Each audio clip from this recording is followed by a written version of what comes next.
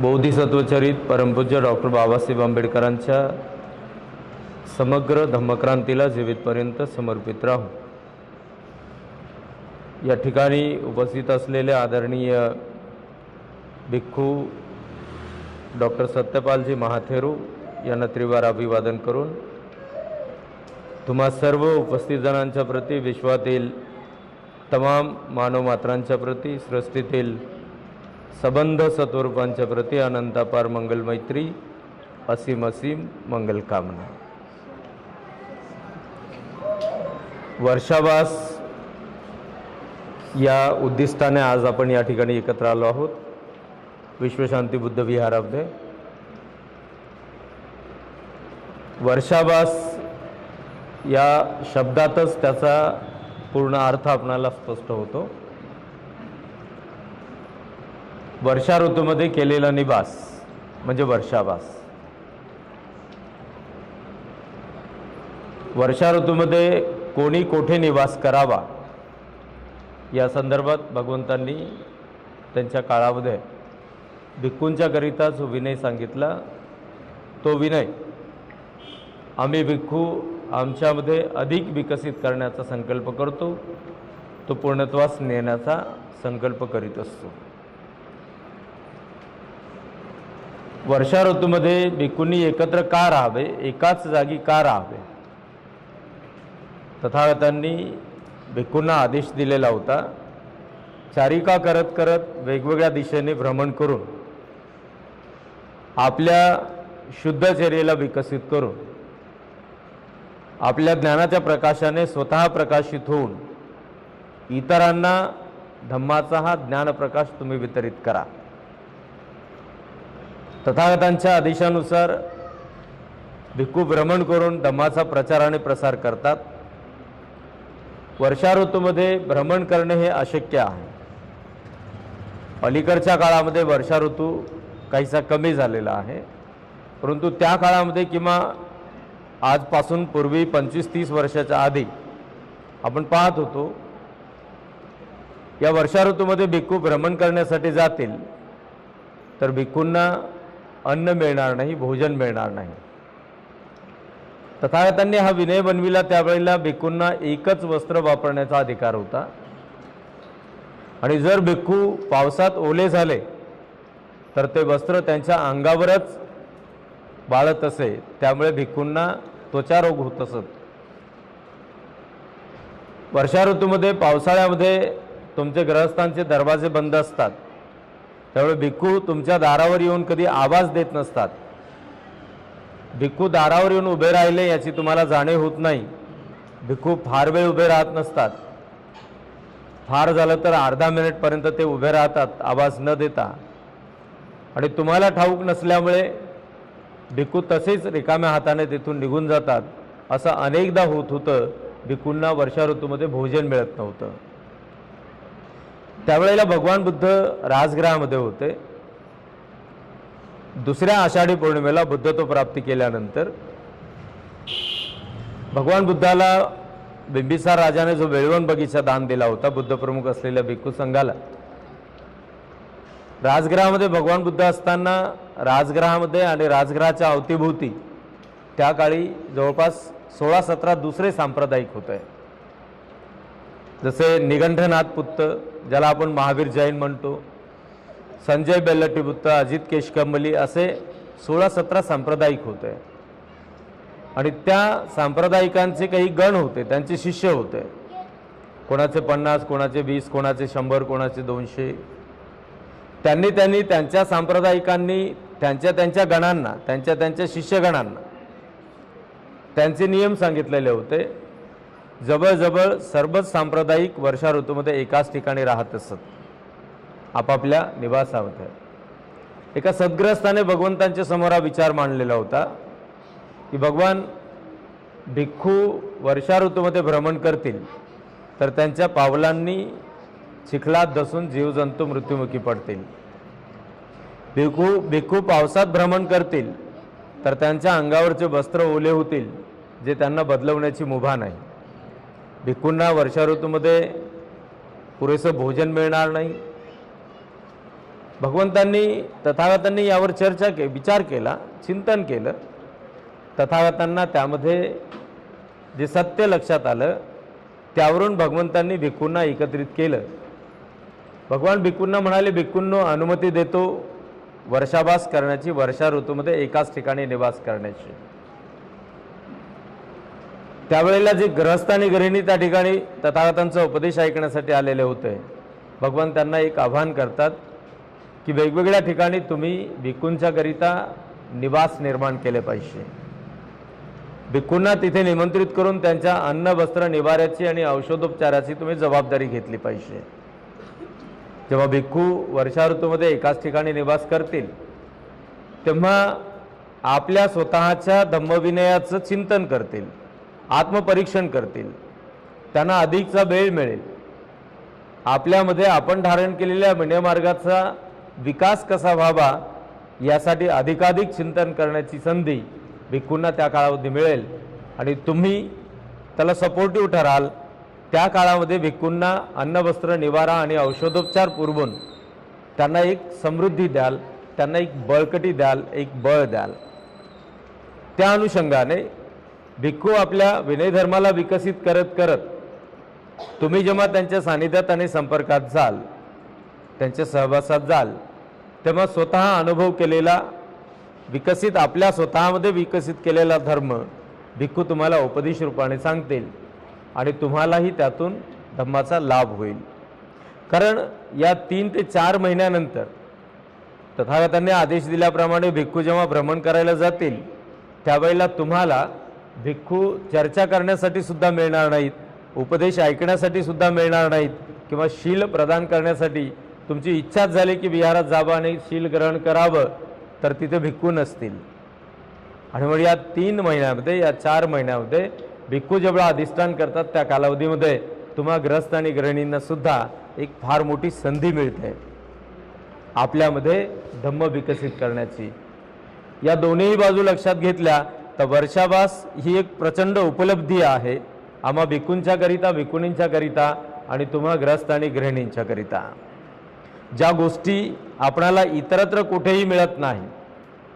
भगवान बुद्धांनी आपल्या एका उपदेशात म्हटलेलं आहे, समगानं तपोसुखो सब्बरत्तिंग धम्मरत्तिंग जिनाती. भगवान बुद्ध असं सांगतात, माणसांनो इतरत्र कुठेही रममाण होण्यापेक्षा तुम्ही धम्मामध्ये रममाण व्हा.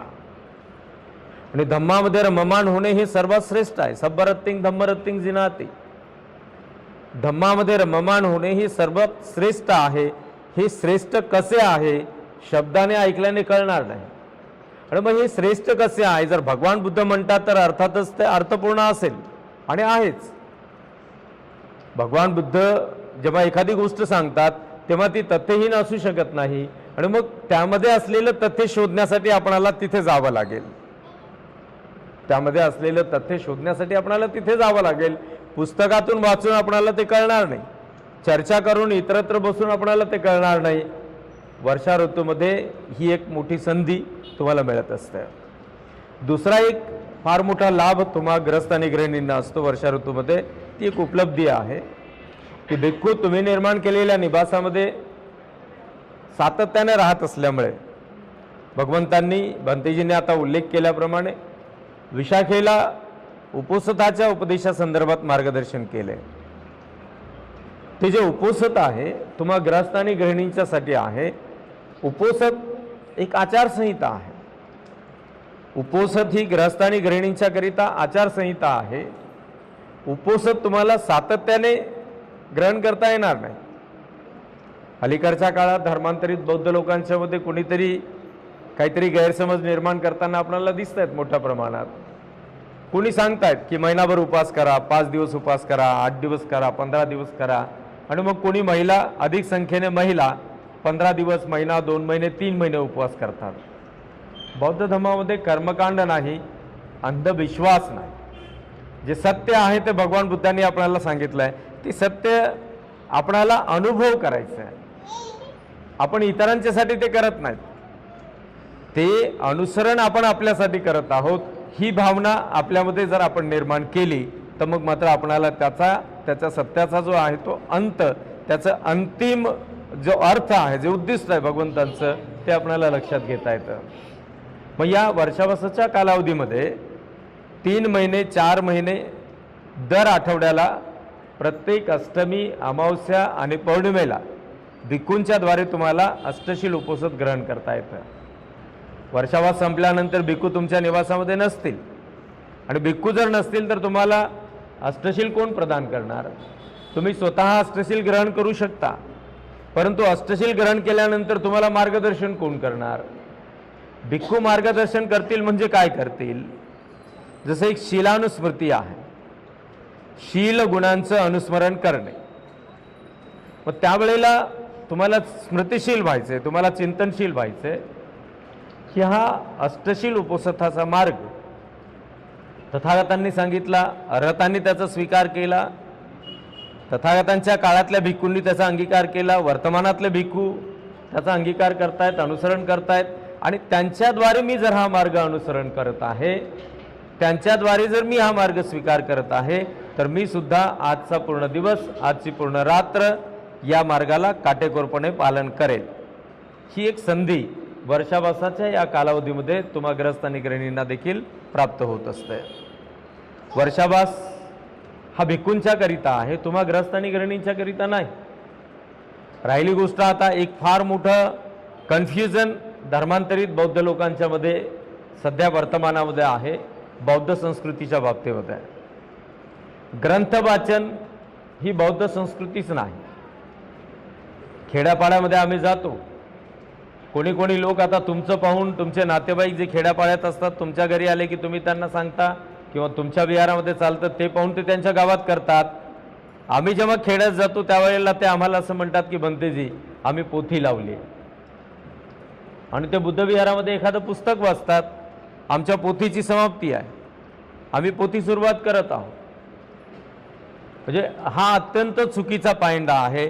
बौद्ध संस्कृतीमध्ये कुठेही ग्रंथवाचन या 3 महिन्याच्या कालावधी, ग्रंथवाचन करायचं तर 12 महिने करा, तुम्हाला कोणी काही फाशीवर देणार आहे? 12ही महिने करा ना तुम्ही बुद्ध विहारामध्ये, तुम्हाला कोणी मनाई करणार आहे? मुसलमान लोक रोजा करतात, हिंदू लोक श्रावण करतात, बौद्ध लोक वर्षावास करतात. म्हणजे हे सगळं काही अत्यंत चुकीचं आहे. या सगळ्या जाणीवा, याच्यामध्ये असलेलं जे वास्तव आहे, जे तथ्य आहे, ते इथे एकत्र येऊन आपणाला चिंतन करून एकमेकांच्या विचारांची देवाणघेवाण करून जे शाश्वत आणि जे सत्य आहे, ज्याला खरंच आधार आहे आणि ज्याला उपलब्धी असं म्हणू आपण, की ज्याच्यातून आपल्याला लाभ होईल, ते आपल्याला ग्रहण करता येतं. आणि ती संधी वर्षावासाच्या कालावधीमध्ये आपल्याला मिळत असते. मग आता होत काय आहे की बुद्ध विहारामध्ये सुशिक्षित लोक ग्रंथवाचन सुरू करतात. ज्या स्त्रिया किंवा जे पुरुष ग्रंथवाचन करतात, शेवटच्या दिवशी त्यांना जोड आहेर केला जातो. केवळ एवढ्यातच अडकून पडलेलो आहोत. त्या ग्रंथामध्ये काय नमूद केलं होतं, त्या वाचन करण्यामध्ये त्यांनी काय ऐकलं होतं, त्याच्यातून काय तथ्य निघालं, या सगळ्याकडे कोणाचं दुर्लक्ष असतं. ज्या गोष्टी बौद्ध संस्कृतीमध्ये नाहीत त्या गोष्टी करण्याने आपल्यामध्ये विकास होणार नाही. त्या गोष्टी करण्याने आपल्यामध्ये विकास होणार नाही. भगवान बुद्धाकडे पाहिल्यानंतर आपल्याला लक्षात येतं की बुद्धत्व श्रेष्ठ आहे, बुद्धत्व महान आहे, बुद्धत्व असाधारण आहे, असामान्य आहे. ही जी असामान्य असाधारण असणारी गोष्ट आहे ती सामान्य माणसाला कशी लक्षात येईल? म्हणजे याचा अर्थ असा आहे का की सामान्य माणसाने ते लक्षात घेऊच नाही? भगवान बुद्धांनी केलेला उपदेश हा सामान्यातल्या सामान्य माणसाच्यासाठी सुद्धा आहे आणि तो समान आहे. जगाच्या पाठीवर 7 समुद्राच्या पलीकडे असलेला धनवान असलेला एखादा व्यक्ती असेल आणि आपल्यासोबत असलेला एखादा निर्धन व्यक्ती असेल, तर दोघांच्या करिता भगवान बुद्धाच्या तत्वज्ञानामध्ये समानता आहे. दोघांच्या करिता समानता आहे. शिक्षित असेल अशिक्षित असेल दोघांच्या करिता समानता, काळे असतील गोरे असतील त्यांच्याकरिता समानता आहे, स्त्रिया असतील पुरुष असतील त्यांच्याकरिता समानता आहे. मग हे आपल्याला जाणायचं कसं? ही कसं आपण जाणून घेऊ? मग बुद्ध असाधारण आहेत असं आपल्याला कसं कळेल? मी तुम्हाला एक उदाहरण सांगतो आणि मी थांबतो. बुद्धत्व प्राप्त केल्यानंतर सिद्धार्थ गौतमांनी सम्यक संबोधीचं ज्ञान प्राप्त केल्यानंतर त्यांची जी अवस्था होती ती अवस्था अत्यंत उच्च कोटीची होती. जे ज्ञान या सृष्टीच्या निर्मितीपासून कोणालाही धारण करता आलं नाही, ज्या ज्ञानाबद्दल कुणाला कळलं नाही. धम्मचक्र प्रवर्तनामध्ये एक उल्लेख केला जातो. भगवान बुद्ध उपदेश करताना म्हणतात, पुब्बे अननसु तेसु धम्मेसु. पूर्वी अनुश्रुत असलेला हा धम्म आहे. अनुश्रुत असणे म्हणजे कोणीही ऐकलेला नाही. जर कोणी ऐकलाच नाही तर याचा अर्थ असा की कोणी सांगितलाच नाही. म्हणजे मग सर्वात पहिल्यांदा सिद्धार्थांनी बुद्धत्वाचं ज्ञान प्राप्त केलं. त्यावेळेला त्यांची अवस्था अत्यंत उच्च होती. ते सर्वज्ञ होते. त्यांच्या तुलनेत या सृष्टीमध्ये दुसरा कोणीही सत्व नव्हता. एवढं प्रगल्भ ज्ञान सर्वात पहिल्यांदा सिद्धार्थांनी जे अवगत केलं, आत्मसात केलं, ढोबळ भाषेत त्याला प्राप्त केलं आपण असं म्हणतो, ते होतं सम्यक संबोधीचं ज्ञान, बुद्धत्वाचं ज्ञान. आता हे बुद्धत्व प्राप्त केल्यानंतर त्यांच्या मनामध्ये द्विधा उत्पन्न होत आहे. एक त्यांच्या मनात गोंधळ उडतो की एवढ्या कष्टाने हे ज्ञान प्राप्त केलं, म्हणजे सिद्धार्थांनी ज्ञान प्राप्त केलं हे केवळ त्या 6 वर्षाचा संघर्ष नव्हता. अगदी जन्मापासूनच सिद्धार्थाचा संघर्ष सुरू होता. हे सामान्य लोक यावरती कधी केंद्रित होत नाहीत. सिद्धार्थ बालवयात असताना असित मुनीने जेव्हा ते महाराजा शुद्धोधनांना सांगितलं होतं की हा ग्रहत्यागी झाला तर बुद्ध होईल, आणि महाराजा शुद्धोधनाच्या हृदयामध्ये धडकी भरली. एकुलता एक पुत्र वारस, त्याला गृहस्थाश्रमी ठेवायचंय, यासाठी महाराजा शुद्धोधनाने वाटेल ते प्रयत्न केले आणि मग त्यामध्ये सिद्धार्थाची दमकुंडी व्हायची. बालपणापासून सिद्धार्थाचा संघर्ष सुरू होता. महाराजा शुद्धोधन सांगत असत त्याच मित्रांच्या सोबत त्याची सिद्धार्थाला मैत्री करावी लागेल. सिद्धार्थाने काय खावं, काय प्यावं, कुठे जावं, कुठे खेळावं, हे सगळं काही महाराजा शुद्धोधन निर्धारित करत असत आणि सिद्धार्थाला एका चौकटीमध्ये जगावं लागत असे. पुढे तारुण्यात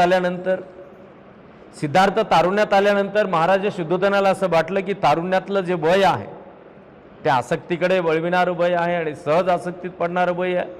पुरुष स्त्रियांच्या आणि स्त्रिया कुमार कुमारिकेंच्या आणि कुमारिका कुमारांच्या. आणि मग महाराजा शुद्धोधनाने सिद्धार्थाच्या करिता 3 महाल तयार केले. वर्षा ऋतूमध्ये, पावसाळ्यामध्ये, उन्हाळ्यामध्ये, हिवाळ्यामध्ये. आणि त्या प्रत्येक महालामध्ये शेकडो कुमारिका असलेल्या सुंदर सुंदर स्त्रिया 24 तास त्यांच्या अवतीभोवती राहत असत. सिद्धार्थ तरुण होते. ऐन तारुण्यात असताना कुमारिका असलेल्या सुंदर सुंदर स्त्रिया 24 तास सिद्धार्थांच्या अवतीभोवती राहत असत. त्या अर्धनग्न राहत असत, त्या नृत्य करत असत, त्या गायन करत असत, सिद्धार्थाचं मन विचलित करण्याचा प्रयत्न करत असत. परंतु ऐन तारुण्यात असताना सिद्धार्थाचं मन एक क्षण सुद्धा विचलित झालं नाही. हा सिद्धार्थाचा फार मोठा संघर्ष होता. हे 6 वर्ष तपस्या केली एवढंच नाही, आणि त्यावेळेला जर सिद्धार्थ त्या संघर्षात यशस्वी झाले नसते तर 6 वर्ष तपस्या करण्याची त्यांना संधी मिळालीच नसती. म्हणजे सिद्धार्थांनी हा एवढा प्रचंड संघर्ष केला आणि बुद्धत्व प्राप्त केलं. त्यावेळेला त्यांच्या मनात गोंधळ निर्माण झाला की एवढ्या कष्टाने, एवढ्या परिश्रमाने प्राप्त केलेलं ज्ञान लोकांना सांगावं आणि लोकांनी त्याचं अनुसरण करू नये तर सांगण्याचा उपयोग काय. पण बुद्धत्वामध्ये करुणा आहे, बुद्धत्वामध्ये महाकरुणा आहे. आणि मग ती महाकरुणा त्यांच्यामध्ये जी आहे ती उत्पन्न होते आणि ते ठरवितात की नाही आपण उपदेश केला पाहिजे. मग त्यावेळेला त्यांच्या मनामध्ये प्रश्न निर्माण होतो की आपण उपदेश करायचा तर कोणाला करायचा. मी मगाशी म्हणालो बुद्धत्व अत्यंत उच्च अवस्थेत आहे. ते सर्वज्ञ आहेत, ते श्रेष्ठ आहेत, विशुद्ध आहेत. स्वयं प्रयत्नांनी त्यांनी ही उच्च अवस्था गाठलेली आहे. त्यांच्या तुलनेत या सृष्टीमध्ये दुसरा कोणीही नाही. अनुत्तरंग आपण असं म्हणतो. आणि मग अशा अवस्थेत एवढ्या उच्च पदाला असताना भगवान बुद्ध त्यावेळेला विचार करतात की हा उपदेश आपण कुणाला करायचा, सर्वप्रथम कुणाला सांगायचं धम्म. मग त्यांना स्मरण होतं की आलार कालाम आहे, उदकराम पुत्त आहे, भृगुऋषी आहे, ज्यांनी कधी काळी आपल्याला थोडंसं काही होईना काही शिकवलं. या तिघांच्या आश्रमामध्ये सिद्धार्थ राहत असताना सिद्धार्थाला काही पुसटशा गोष्टींची कल्पना आलेली होती, काही तत्वज्ञानाची एक ओळख झालेली होती. आणि मग भगवान बुद्धाच्या लक्षात आलं की काही का होईना त्यांच्या सान्निध्यात आपणाला काही का होईना परंतु कळलं, चला आपण त्यांना उपदेश करू. तुम्हाला एक आठवण करून देतो. सिद्धार्थ कपिलवस्तूवरून राजगिरीमध्ये आले. त्यावेळेला बिंबिसाराने सिद्धार्थाला फोर्स केला होता, आग्रह करत होते बिंबिसार की तुझ्या पित्याचे आणि तुझे जर काही कलह झाले असतील, तुझ्या राज्यामध्ये काही कलह झाले असतील आणि म्हणून तू परिव्राजक बनला असेल, तू तरुण आहेस, तू सुकुमार आहेस, तुला पत्नी आहे, तुला अपत्य आहे, तुझे माता पिता आहेत, उद्या तू राजा होणार, तुझा राज्याभिषेक होणार, हे तू सोडून दे आणि तुला जर तुझ्या मायदेशी परत जायचं नसेल तर माझं अर्ध राज्य तुला देतो. सिद्धार्थाने ते शांत ऐकलं आणि सिद्धार्थ मोठ्या विनम्रतेने बिंबिसाराला म्हणाले की राजन, यापुढे तुम्ही मला आग्रह करू नका, कारण मी आता परत फिरणार नाही. बिंबिसाराच्या लक्षात आलं आणि बिंबिसार शेवटी म्हणाला की जेव्हा केव्हा तुला ज्ञान प्राप्त होईल तेव्हा तू माझ्या राज्यात येऊन, माझ्या राजधानीत येऊन मला दर्शन देऊन मला उपदेश करशील. त्या राजाचं निमंत्रण होतं, पण भगवान बुद्ध राजाकडे न जाता या 3 लोकांना शोधण्याचा प्रयत्न करतात.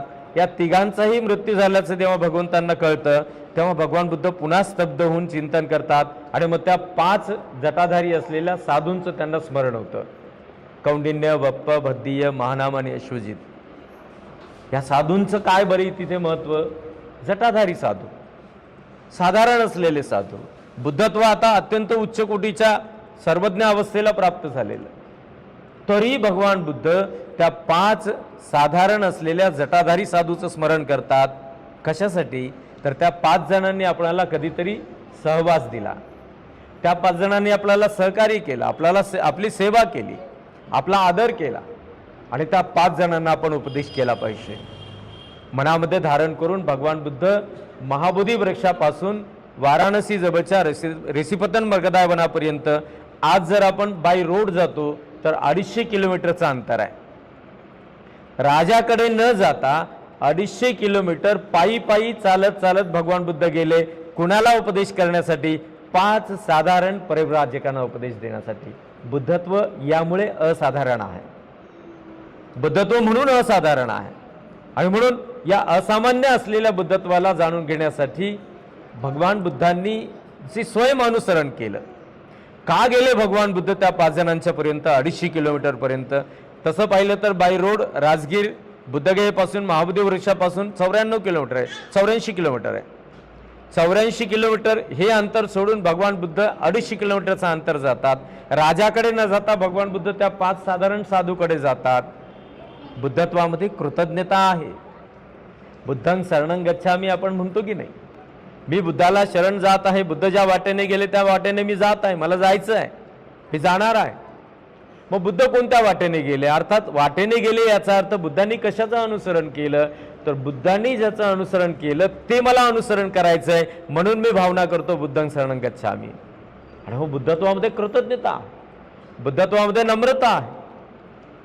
ही नम्रता सामान्यातल्या सामान्य माणसाला सुद्धा सहजपणे जाणता येते, पण ज्याला हे असाधारण असलेले बुद्धत्व जाणता येत नाही किंवा जाणून घेण्याप्रती त्याचा विश्वास नाही किंवा त्यावर त्याची श्रद्धा नाही, तर तो कितीही विद्वान असो त्याला मात्र ते कळणार नाही. पुस्तकातून वाचून हे कळणार नाही, भाषणातून ऐकून सुद्धा हे कळणार नाही. जे बुद्धत्वाच्या प्रती आपल्यामध्ये श्रद्धा विकसित व्हावी. बुद्ध विहाराची निर्मिती का केली गेली? तथागतांच्या परिनिर्वाणानंतर बुद्ध विहाराची निर्मिती केली गेली. का केली गेली? त्याही काळामध्ये आजच्यासारखे कर्मकांड करणारे लोक होते. आत्म्यावर, चमत्कारावर, ईश्वरावर, परमेश्वरावर, काल्पनिक शक्तीवर विश्वास ठेवणारे लोक त्याही काळात होते. भगवान बुद्ध हयात असेपर्यंत त्या लोकांना जाणीव होत होती. तथागतांच्या महापरिनिर्वाणानंतर 500 अरहत भिक्खू एकत्र आले. त्यांनी विचार मंथन केलं, त्यावर चिंतन केलं की तथागत असताना हे लोक कर्मकांड करायचे, तथागत असताना हे लोक काल्पनिक शक्तीवर विश्वास ठेवायचे, तथागत असताना हे लोक आत्म्यावर विश्वास ठेवायचे, ईश्वरावर, दैववादावर विश्वास ठेवायचे. तथागत नसताना ही लोक किती भरकटतील. आणि मग या लोकांना बुद्ध धम्माच्या या मार्गामध्ये रुजविण्यासाठी, रममान करण्यासाठी बुद्ध विहारांच्या निर्मित्या केल्या गेल्या, बुद्ध मूर्त्या तयार केल्या गेल्या, काही गाथा नव्याने तयार केल्या गेल्या. आणि त्या सगळ्या गोष्टी श्रद्धा म्हणून आपल्यामध्ये विकसित करता याव्यात यासाठी बुद्ध विहाराची निर्मिती केली गेली आणि बुद्ध मूर्त्या त्या ठिकाणी ठेवण्यात आल्या. बुद्ध मूर्त्या पाहिल्यानंतर कोणी म्हणतात ही मूर्ती सुंदर आहे, पिवळी आहे म्हणून सुंदर आहे, कोणी म्हणतात काळी आहे म्हणून सुंदर आहे, कोणी म्हणतात पांढरी आहे म्हणून सुंदर आहे, कोणी म्हणतात ही महागडी आहे म्हणून सुंदर आहे. हो, बुद्ध सौंदर्याला महत्त्व देणारे नव्हते. बुद्धाची तुलना पैशामध्ये कोणी करू शकेल का? ती कधीच होऊ शकणार नाही. मग आता बुद्धत्वामध्ये सौंदर्य काय आहे? तर बुद्धाची जी लक्षणे अनुलक्षणे आहेत, बुद्धत्वाचे जे गुण आहेत, बुद्धत्वाचे जे गुण आहेत ते बुद्धत्वाचं सौंदर्य आहे. मग ह्या हाडामासाच्या डोळ्याने या बुद्ध मूर्तीकडे पाहत असताना मला जे दिसणारं सौंदर्य आहे ते सौंदर्य नष्ट होणार आहे. आपल्या विहारात असलेली मूर्ती 1000 वर्ष टिकणार आहे, पण 1000 वर्षानंतर काय? ती नष्ट होणारच आहे. पण बुद्धत्व गेल्या 2500 वर्षापर्यंत या सृष्टीमध्ये अस्तित्वात आहे आणि ते सतत जगभर अधिकाधिक मोठ्या गतीने ते पसरत आहे. एवढंच नाही तर ही सृष्टी अस्तित्वात असेपर्यंत या सृष्टीमध्ये बुद्धत्व अस्तित्वात राहणार आहे. ते आपल्याला हाडामासाच्या डोळ्याने दिसणार नाही. पण मग मूर्त्या कशासाठी वापरल्या? बुद्धविहाराची निर्मिती का केली? बाबासाहेब आंबेडकरांनी बुद्धविहाराच्या बाबतीमध्ये अतिशय गांभीर्यपूर्वक मार्गदर्शन केलेलं आहे. बुद्धविहार हे केवळ कर्मकांड करण्याचं ठिकाण असतं कामा नाही. तुम्ही थोडंसं विदर्भाकडे जा, यवतमाळच्या पलीकडे जा. बुद्धविहारामध्ये बुद्धमूर्तीच्या समोर कोणी भिक्षू, आमचे भिक्षू सुद्धा मातीचे मडके ठेवतात पाणी भरून, कोणी तांब्याचे भांडे ठेवतात पाणी भरून, त्याच्यात दोरा सोडलेला असतो. मग आलेले लोक चम्मचभर पाणी घेतात, एक घोट पाण्यात पितात आणि डोक्यावरून हात फिरवतात. भिक्षू त्यांच्या मनगटाला दोरा बांधतात, सभ्य तिवे विवेद जंतू म्हणतात, मंत्र मारल्यासारखे, आणि त्या लोकांना तिथे समाधान होतं. हा बौद्ध धम्माचा मार्ग नाही, हा कर्मकांडाचा मार्ग आहे. बाबासाहेब आंबेडकरांना हे अपेक्षित नव्हतंच. बाबासाहेब आंबेडकरांनी बुद्धविहाराची व्याख्या करत असताना, बुद्धविहाराबद्दल मार्गदर्शन करत असताना अतिशय गांभीर्यपूर्वक मार्गदर्शन केलं. आणि बाबासाहेब असं सांगतात की बुद्धविहार केवळ कर्मकांड करण्याचं ठिकाण असू नये, तर बुद्धविहार हे काय असावं? संस्कार केंद्र असावं. बुद्धविहार संस्कार केंद्र केव्हा होईल? जेव्हा बुद्धविहारामध्ये मार्गदर्शक असतील, जेव्हा बुद्धविहारामध्ये मार्गदर्शन स्वीकार करणारे लोक जातील, जेव्हा बुद्धविहारामध्ये जाणाऱ्या लोकांची एकमेकांच्यामध्ये मैत्री असेल. बाबासाहेब आंबेडकर असं सांगतात की बुद्धविहारामध्ये ग्रंथालय असावं. प्रत्येक रविवारी बुद्धविहारामध्ये जाऊन तुम्ही एकमेकांशी वार्तालाप करावा. एकमेकांच्या मनात जर धम्मासंदर्भात काही प्रश्न असतील तर ती प्रश्न एकमेकांना विचारावीत. म्हणजे ज्यांना त्याची उत्तरे ठाऊक असतील, चर्चेतून तुम्हाला ती उत्तरे मिळतील. एक शेवटची गोष्ट सांगतो की बाबासाहेब आंबेडकरांचा दृष्टिकोन हा किती सूक्ष्म होता आणि आपल्या किती हिताचा होता. बाबासाहेब आंबेडकरांच्या प्रत्येक दृष्टिकोनामध्ये बुद्धाचंच तत्व समाविष्ट झालेलं आहे. त्याशिवाय बाबासाहेब आंबेडकरांनी बुद्धाच्या तत्वज्ञानाशिवाय दुसऱ्या कुठल्याही गोष्टीचा आधार घेतला नाही आपली चळवळ चालवण्यासाठी किंवा या देशातल्या लोकांना मार्गदर्शन करण्यासाठी. बाबासाहेब आंबेडकर असं सांगतात की भगवान बुद्धाचा आणि आनंद भिक्षूचा एक संवाद होता, ज्याला अपरिहानीय धर्म म्हटलेला आहे. समाजाच्या उन्नतीसाठी बाबासाहेब आंबेडकर झगडले. समाजाच्या उन्नतीसाठी बाबासाहेब आंबेडकरांनी त्याग केला, संघर्ष केला. स्वतःचा जीव बाबासाहेब आंबेडकरांनी धोक्यात घातला. रात्रीचा दिवस करून बाबासाहेब आंबेडकरांनी सगळ्या गोष्टींचा शोध लावला आणि त्या गोष्टी आपल्या पदरात टाकल्या. बाबासाहेब आंबेडकर अगदी सहज लक्षात घेता येईल अशा भाषेमध्ये बाबासाहेब लक्षात आणून देतात की रविवारी बुद्धविहारात का गेलं पाहिजे. रविवारी सार्वजनिक सुट्टीच्या वेळेला तुम्ही बुद्धविहारात जाल तर तुमच्यामध्ये एकोपा निर्माण होईल. आता म्हणजे बोलायला नको त्या गोष्टी, परंतु आता वर्तमानातली स्थिती अशी आहे की आम्हाला रोज मारलं जातं आणि तरी आम्ही म्हणतो लय मजबूत भीमाचा कल्ला, तुम्ही करा रे कितीही हल्ला. ते मुसलमान लोक म्हणतात ना, या गानात मारलं तर अभी इधर से मार के तो देख, इकडून मारले की अभी दोबारा इधर से मार के देख, तिसरी इकडून मारले की अभी एक बार तू मार के तो देख. तो मारणारा मारतच राहतो ना, हा मार खातच राहतो, तरी म्हणतो एक बार तू मार के तो देख. बाबासाहेबांना हे अपेक्षित नव्हतं. यासाठी बाबासाहेबांनी त्याग केला नाही, यासाठी बाबासाहेबांनी बौद्ध धम्म आपणाला निर्देशित केला नाही.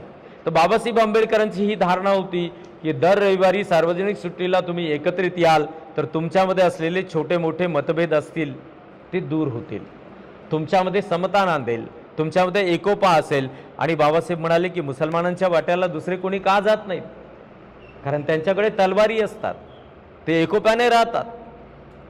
बाबासाहेब म्हणाले मुसलमानांच्या वाट्याला जायची हिंमत कोणाची नाही, मग तुमच्या वाट्याला का येतात, तर तुम्ही कधी एकत्रित राहत नाहीत, एकमेकांच्यासाठी तुम्ही धावून जात नाहीत. या सगळ्या छोट्या मोठ्या असलेल्या मतभेदाच्या गैरसमजाच्या असणाऱ्या गोष्टी दूर करायच्या असतील तर बाबासाहेबांनी सांगितल्याप्रमाणे आपणाला आठवड्यातून एकदा बुद्धविहारात एकत्र आलं पाहिजे। हा एकोपा जेव्हा आपल्यामध्ये होईल तेव्हा आपण सार्वजनिक विकासासाठी चर्चा करू, सार्वजनिक हितासाठी आपण चर्चा करू, काय कशामध्ये आपलं अहित आहे त्याबद्दल आपण विचारविनिमय करू आणि अहिताच्या गोष्टीला फेस करण्यासाठी, अहिताच्या गोष्टीला फाईट करण्यासाठी आपली पूर्ण सगळ्यांची एकत्रित ताकद त्या ठिकाणी जी आहे ती उपयोगी पडेल आणि मग आपल्यावर कोणी अन्याय करणार नाहीत, आपणाला कुठे अपयश येणार नाही।